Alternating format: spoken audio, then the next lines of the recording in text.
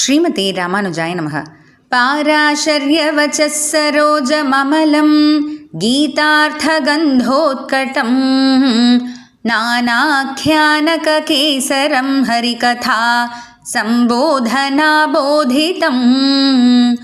लोके सज्जनषट्पदैरहरः पेपीयमानं मुदा भूयाद्भारतपङ्कजं कलिमलं प्रध्वंसिनः श्रेयसे.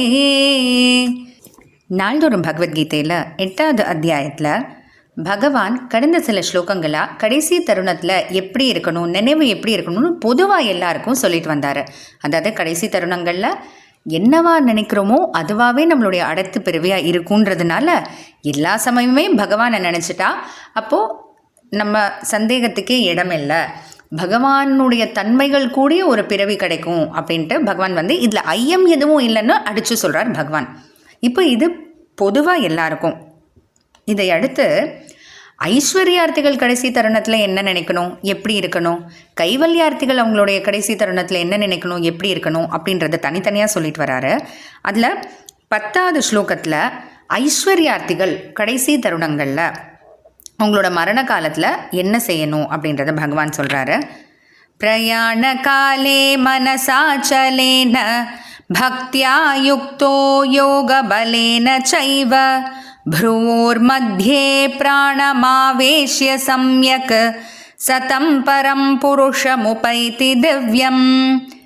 பிரயாண காலே கடைசி காலத்தில் மரண காலத்தில் மனசா அச்சலேன தாழ்ந்த விஷயங்கள்லாம் ஆசை இல்லாத மனசோட, அதாவது அங்கே இங்கே அசையாத, அச்சலம் அப்படின்னா சலன்னா அசையிறது, அச்சலம்னா அசங்காத மனதால் பக்தியா யோக பலேன யுக்தக பக்தியோட கூடிய யோக பலத்தால், இந்த யோகமும் நமக்கு ஒரு பலம் கொடுக்கும். ப்ருவோஹோ மத்தியே சம்யம் பிராணக் ஆவேஷ்ய ப்ருவோஹோ புருவங்களுக்கு மத்தியே நடுவில் நன்றாக சம்யக் பிராணம் நல்ல பிராணனை நிறுத்தணும் அப்படின்ட்டு சொல்கிறாரு. நல்ல பிராணனை நிறுத்தணும் அப்படின்னா இந்த இடத்துல பகவானை தியானம் செய்கிறது தான் சொல்கிறார். அப்போ ஏதோ ஒரு இடத்துல நம்மளுடைய சிந்தனையை கொண்டு நிறுத்தணும் இல்லையா, இல்லைன்னா அங்கே இங்கே அலப்பாஞ்சிட்ருக்கோம். அதுதான் அப்போ ஐஸ்வர்யார்த்திகளுக்கு கடைசி காலத்தில் அவங்க 2 புருவங்களுக்கு நடுவில் கொண்டு அவங்க பிராண சக்தியை பிராணனையை நிறுத்தணும் அப்படின்ட்டு சொல்கிறாரு. அப்படி நிறுத்தினா பரம் திவ்யம் புருஷம் உபைத்தி மிக உயர்ந்ததான ஒரு உயர்ந்த நிலையில் இருக்கக்கூடிய திவ்யமான ஒரு புருஷனை அடைவாங்க அப்படின்ட்டு பகவான் சொல்கிறார். இந்த இடத்துல உயர்ந்த நிலைன்றது செல்வங்கள் இல்லையே, மிக உயர்ந்தவர் பகவான்னு தான் இப்போ தான் நம்ம போன ஸ்லோகத்தில் பார்த்தோம்.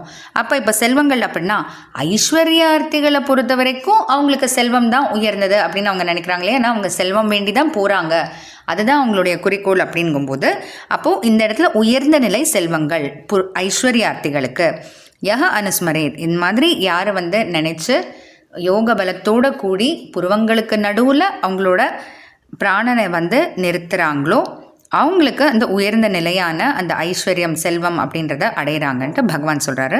தொடர்ந்து கைவல்யார்த்திகளுக்கு என்ன சொல்கிறாருன்னு பார்க்கலாம். ஜெய் ஸ்ரீ கிருஷ்ணா.